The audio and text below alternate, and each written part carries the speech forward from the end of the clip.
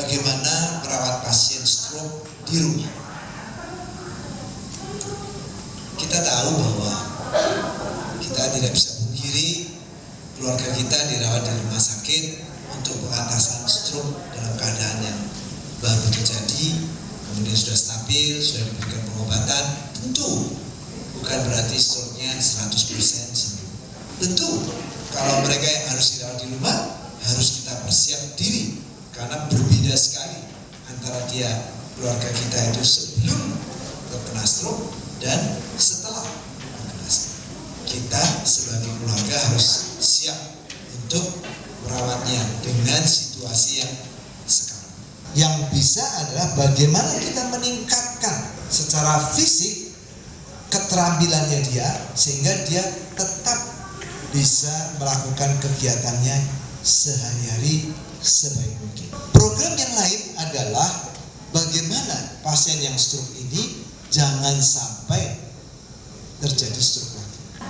Orang stroke itu kenapa sih? Karena sebelumnya dia punya faktor-faktor risiko yang terbiarkan, sehingga suatu saat dia stroke.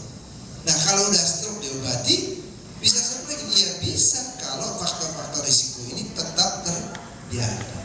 Dokter rehabilitasi medik membantu untuk mengelola itu, memanage itu dengan baik. Nah, untuk kita keluarganya, pertanyaannya adalah bagaimana kita siap merawat keluarga kita itu?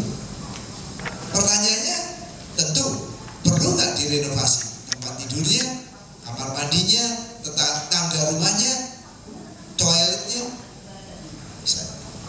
Nanti saya berikan contoh-contoh. Pasien kalau bisa tetap dia mandiri, berusaha sendiri. Misalnya dia adalah berusaha untuk mandi sendiri dan dia mandinya duduk. Dia harus ya tinggi. Ini bagus karena ini bisa di stand. Ya, paling enggak seperti ini. Kecil pengaruh yang kita lakukan tapi sangat bermanfaat dan dia mencegah untuk jatuh dan lain-lain. Lihat ya, jadi perhatikan di sini. Ada lengannya, ketinggiannya juga. Kita berikan suatu tumpuan kaki ya, yang tidak licin, sehingga dengan demikian dia mudah untuk naik. Kalau dia pakai tongkat pun dia lebih mudah. Yang penting adalah toiletnya itu ada pegangannya. Ada pegangannya. Ini kebetulan yang lumpuh sebelah kiri. Sebaiknya begini, karena dia bisa pegangan yang kanan.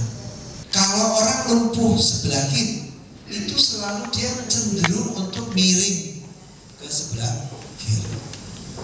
Jadi kalau ini lumpuh sebelah kiri, dia miring ke kiri, nggak ada penyangganya, ini tiba-tiba dia bisa jatuh di lantai. Persiapan ini penting, ya.